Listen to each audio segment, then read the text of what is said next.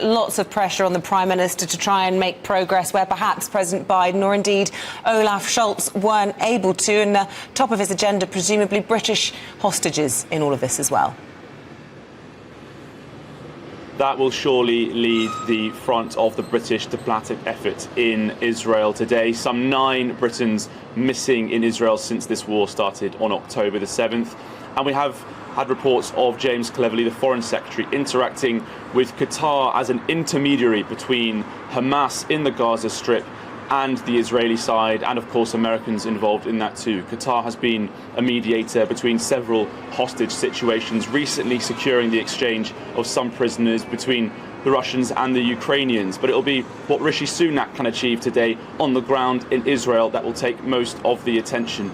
There have been some attempts, I think, from Number 10 to downplay the effect that Sunak can have in the country today. This is more of a visit of solidarity, you feel, than of serious impact. After Joe Biden was in Israel yesterday, there was the security of humanitarian corridors from Egypt into the Gaza Strip through the Rafah crossing. At least 20 trucks crossing over last night about midnight, the last reports we had on that situation. And also they are able to replenish the Iron Dome missile defence system, something that Britain just cannot do. So far, Britain's impact on the ground has been mostly solidarity, as I said, but also some maritime patrol aircraft have, we assume, been busy above the coastline where we are observing the Gaza Strip and possibly also the situation in the north of Israel. But Rishi Sunak, while he is here, he will be discussing very cleanly that situation with the 199 at least hostages from around the world that are missing, but in particular focus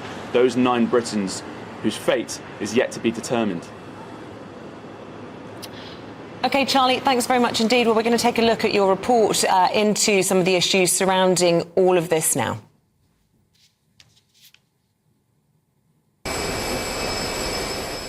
There is no doubt whose side President Biden is on when it comes to the conflict between Israel and Hamas.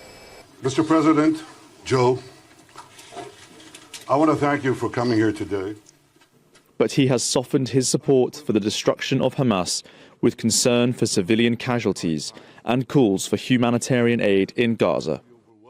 You are a Jewish state. You are a Jewish state, but you're also a democracy. Like the United States, you don't live by the rules of terrorists. You live by the rule of law. And when conflicts flare, you live by the law of wars. What sets us apart from the terrorists is we believe in the fundamental dignity of every human life. Israeli, Palestinian, Arab, Jew, Muslim, Christian, everyone. You can't give up what makes you who you are. And while he publicly warned of the need to operate by the rules of war, the message he delivered behind closed doors was probably more stern. Mr. Biden's high-stakes visit was overshadowed by the blast at a Gaza City hospital. Israel was immediately blamed by Hamas, but the IDF say the blast was caused by a misfired Palestinian rocket. Mr. Biden backed the Israeli version of events. I was deeply saddened and outraged by the explosion at the hospital in Gaza yesterday. And based on what I've seen, it appears as though it was done by the other team, not you. But a visit that was supposed to calm tensions increased them, as Arab leaders had cancelled meetings with Biden as protests rocked the region after the Hamas claims about the Gazan hospital explosion. I'm very honored to meet you, sir. As Mr. Biden visited victims of the Hamas attack on Israeli communities on October the 7th, he was mindful of the need to support innocent Palestinians in Gaza. After nearly 2 weeks of bombing and a blockade of food, water and power, there is panic, grief and desperation among more than 2 million Palestinians. Within minutes of Biden's appeal to the Israeli War Cabinet to allow aid into Gaza, the Prime Minister's office released a statement confirming the delivery of life-saving humanitarian assistance, but only via the Egyptian border. Mr. Biden also announced military aid for Israel, but he had one last message before heading home. He wants the ultimate endgame to be peace. Shock, pain, rage, an all-consuming rage. I understand, and many Americans understand.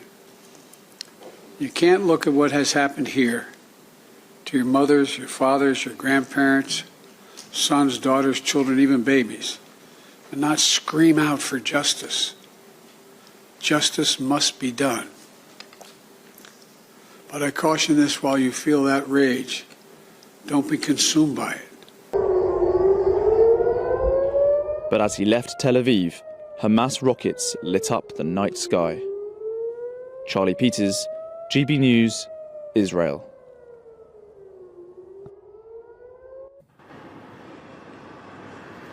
Well, when President Biden returned to the US overnight, he said to reporters on the tarmac that Hamas needs to learn to shoot straight, referring to that incident in the hospital 2 nights ago when there was an explosion at the hospital. The questions now will be, will Rishi Sunak also use his intelligence support to reaffirm the line that the Israelis gave about that explosion that has caused so much tension and so many protests in the region in the last 48 hours?